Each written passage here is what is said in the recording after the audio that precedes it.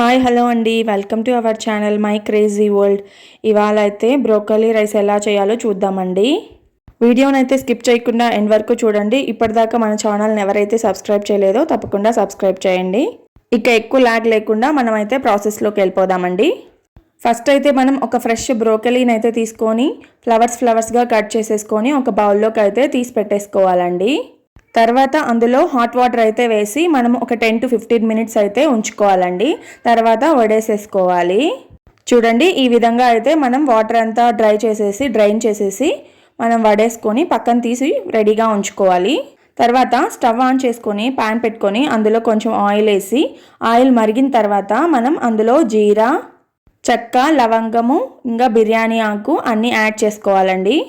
అవి బాగా వేగిన తర్వాత ఒక 4 గ్రీన్ చిల్లీస్ అయితే కట్ చేసుకొని అందులో వేసేసుకోవాలి.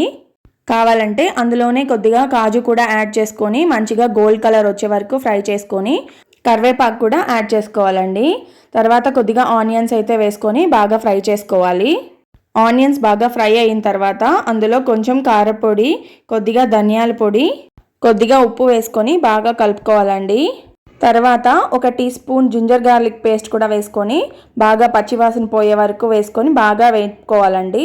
అన్నీ బాగా వేగిన తర్వాత మనం పక్కన ఫ్లవర్స్ తీసి పెట్టుకున్నాం కదా బ్రోకలీవి, అవి కూడా వేసేసి బాగా కలిపేసుకోవాలండి.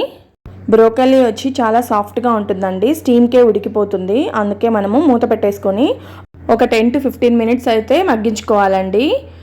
తర్వాత మగ్గిందో లేదో చెక్ చేసుకొని మనం ఆల్రెడీ బాయిల్ చేసి పెట్టుకున్న బాస్మతి రైస్ కానీ నార్మల్ రైస్ కానీ వేసుకొని బాగా కలిపేసుకొని సర్వ్ చేసేసుకోవటమే అండి.